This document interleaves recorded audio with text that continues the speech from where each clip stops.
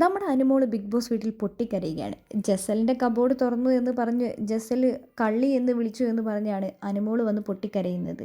അവളുടെ അടുത്ത് ഫൗണ്ടേഷൻ ഉണ്ട്, അവൾ അത് ഒളിപ്പിച്ച് വെച്ചിരിക്കുന്നത്. ജസൽ അവസാനമായി അനുമോളോട് പറഞ്ഞു, ഇനി എൻ്റെ സാധനങ്ങൾ തുറക്കാനോ പരിശോധിക്കാനോ നീ വരേണ്ട ആവശ്യമില്ല, നീ നിൻ്റെ ഗെയിം കളിച്ചാൽ മതിയെന്ന്.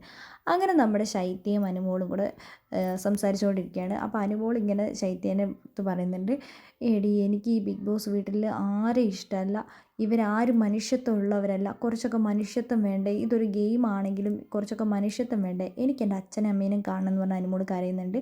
എനിക്ക് എൻ്റെ അമ്മേനെ ഒന്ന് കണ്ടാൽ മതി, ഞാൻ ആദ്യമായിട്ടാണ് ഇത്രയും ദിവസം ഇങ്ങനെയൊക്കെ കാണാതിരിക്കുന്നതെന്ന് പറയുന്നുണ്ട്.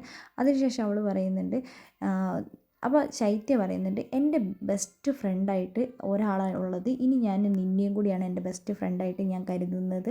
ഞാൻ അങ്ങനെ അധികം ആരുമായിട്ട് കണക്ട് ചെയ്യുന്ന ഒരാളല്ല, പക്ഷേ നീയുമായിട്ട് ഞാൻ കണക്റ്റായി, നീ ഒരു പാവ, നിൻ്റെ മനസ്സിലൊന്നുമില്ല എന്ന്. അപ്പോൾ നമ്മുടെ അനുമോള് പറയുന്നുണ്ട്, എൻ്റെ ജാതകത്തിലും ഉണ്ടടി അത് ജാതകത്തിൽ എഴുതി വെച്ചിട്ടുണ്ട്, എൻ്റെ മനസ്സിലൊന്നുമില്ല, ഞാൻ പാവാണെന്ന്.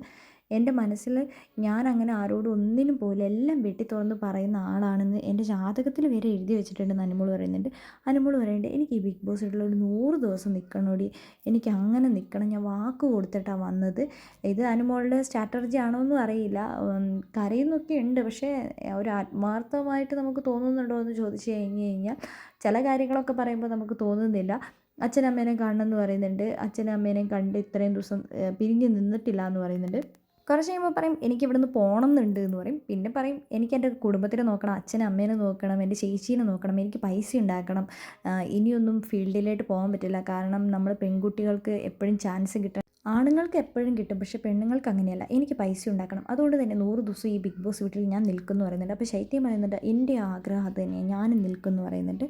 എന്താണെങ്കിലും ബിഗ് ബോസ് വീട്ടിലെ അനുമോളുടെ കരച്ചിലിനെ കുറിച്ച് നിങ്ങൾക്ക് എന്താണ് തോന്നുന്നത്? നിങ്ങളുടെ ഓരോ വിലയേറിയ അഭിപ്രായങ്ങളും നമ്മുടെ കമൻറ്റ് ബോക്സിൽ കമൻറ്റ് അറിയിക്കുക. കൂടാതെ ബിഗ് ബോസ് വീട്ടിൽ നിങ്ങൾക്ക് ഇഷ്ടപ്പെട്ട മത്സരാർത്ഥി ആരാണെന്നും കമൻറ്റ് ചെയ്യാൻ മറക്കരുത്.